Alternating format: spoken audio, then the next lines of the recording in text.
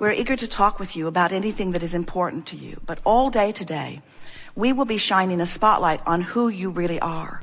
You think sometimes that the negative emotion that you feel is because you're looking at a condition or a circumstance that isn't pleasing. Someone said, my lover left and I am sad. And we said, no, you're not.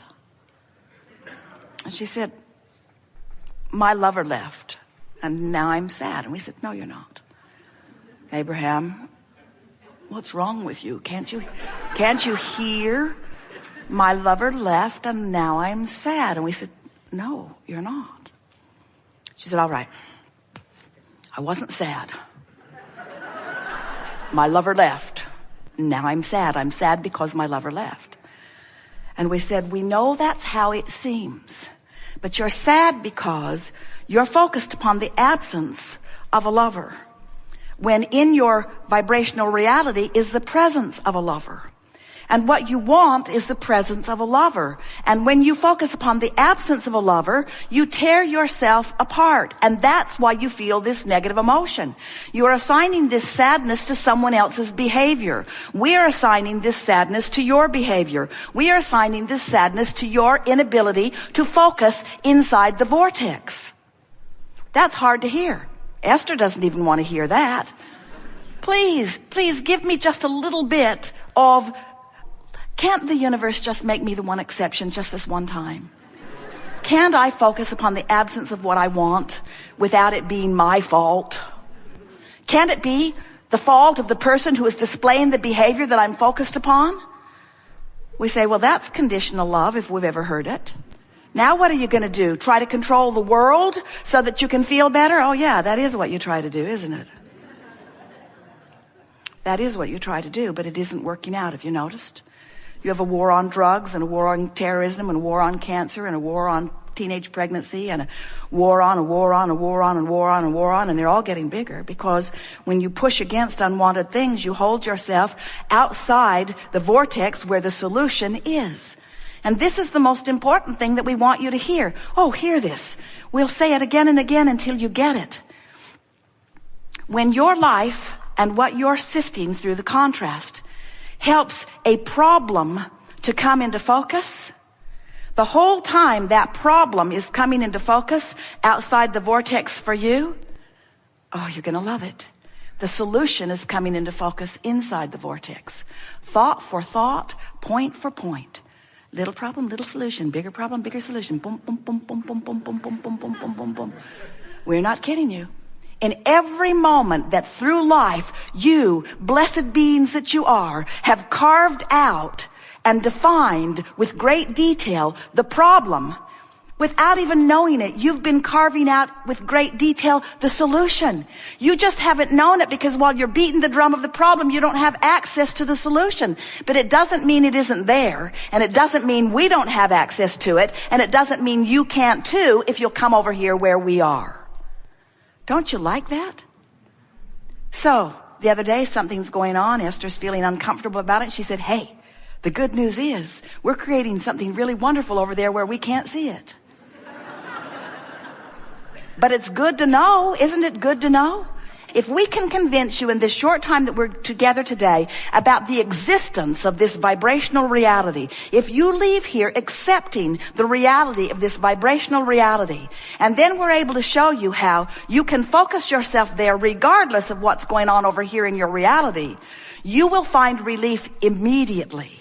A woman said, I cannot pay my mortgage and I don't know what to do.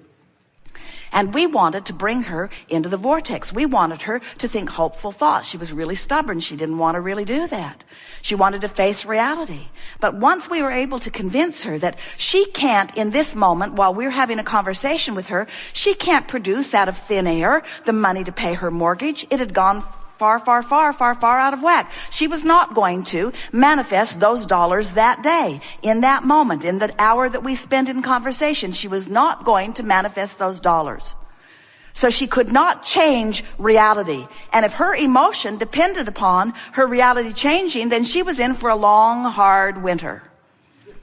But if we could convince her that her emotions don't have to be dependent upon what manifests in this moment, When we were able to convince her that she could go into the vortex where relief is now.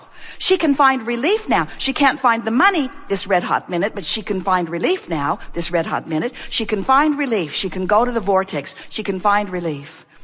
And once we were able to suck her in with our very clever law-based knowledge, in her absence of resistance, the money came that week. When you release resistance, you release the only thing that is holding you apart from what you want. The difference is, so many humans aren't willing to release resistance until the help comes. They say, I want to be over there. And we say, what's over there? And they say, I don't know, I'm over here. We say, well, what would it be like over there? I don't know, I'm over here. Well, try to think about what it's like over there. I can't. I'm so unhappy about what's over here.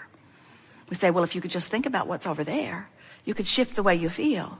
And then vibrationally speaking, you'll be over there, and then everything else will follow. Now, bring it to me while I'm over here, and then I'll go over there. That's sort of what most people say. Show it to me. Show me the money. Show it to me, and then I will have an emotional response to what is. And we say, that really is the opposite of what the art of allowing is. The art of allowing is finding a way of allowing alignment regardless of what's going on in reality.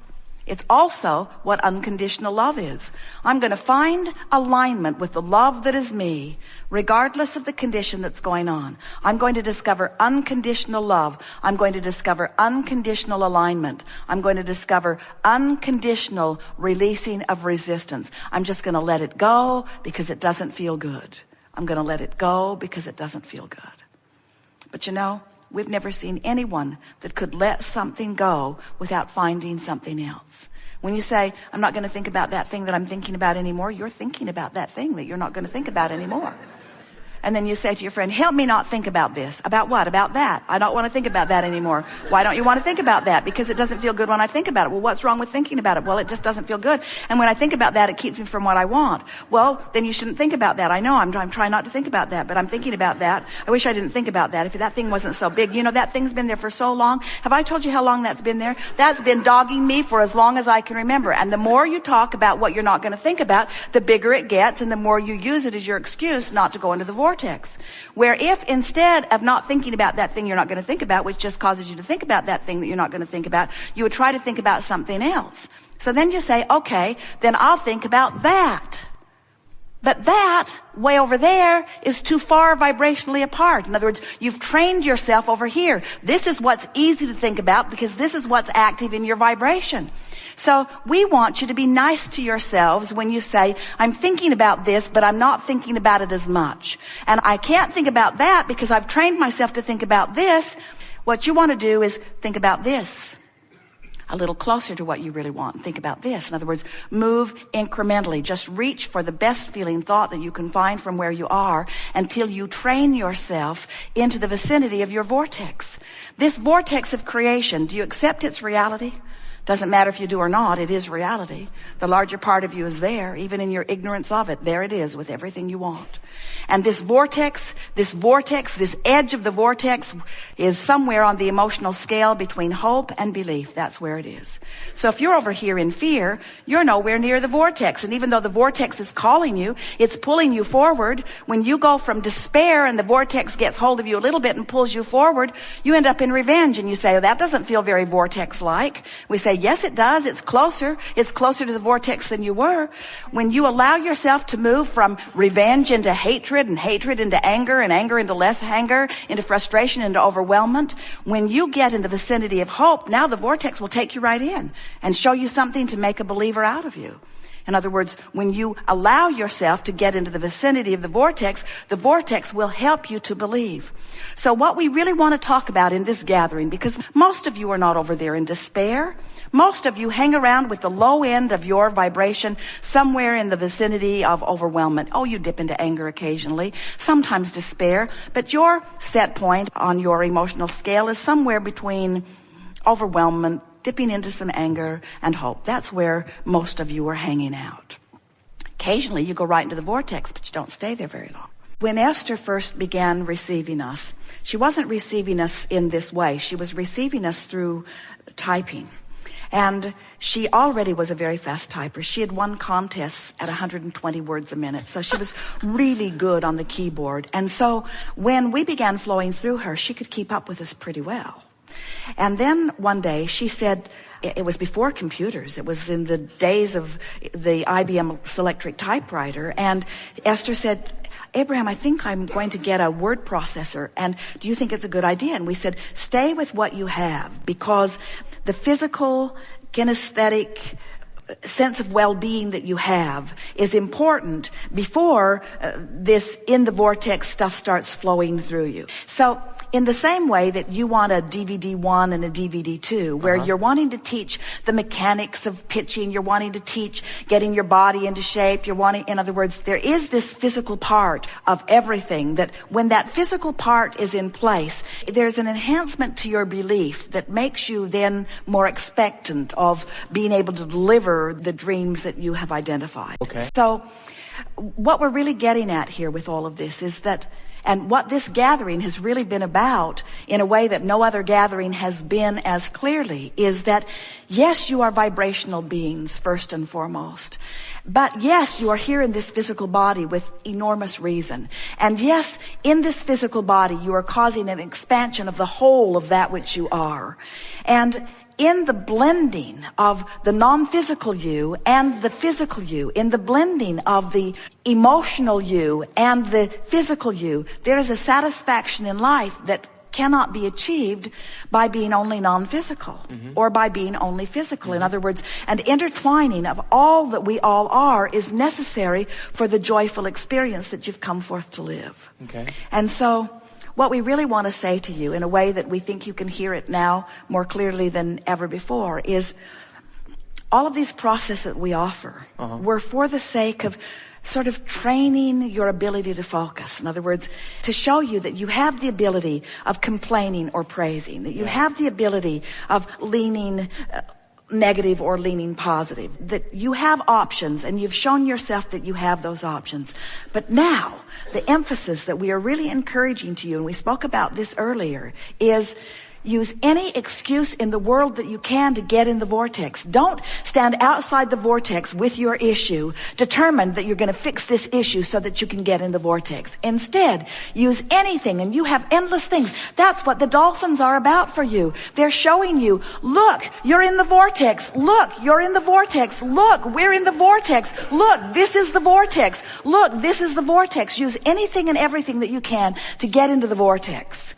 And then everything else will take care of itself. Okay. If you let your undivided attention and your dominant intention, the thing that matters more to you than all other things put together, to get in the vortex, to consistently get into the vortex and to milk it when you're there. Okay. If you let being in the vortex be what matters most, all of those problems that have produced all of these solutions will appear to you. Yeah. In other words, and it takes the trying out of it, because you don't have to try to get in the vortex when you swim with those dolphins. No way. There's no effort there. You're just in the vortex. But there's something in this physical world that says, because it's easy, or even more, because it's joyful, you must not be paying enough price. You're supposed to suffer. You should get on that pitching mound and pitch until your arm aches. You should get on that focus wheel that Abraham has offered and practice it until your mind is numb. In other words, you should do all of these exercises. You should suffer your way into the vortex, is what humans want to say. And we say, no, just get in the vortex. Use the easiest thing in the world that you can to do to get in there. Focus, think it, do it. Drink it, whatever it is, get in the vortex.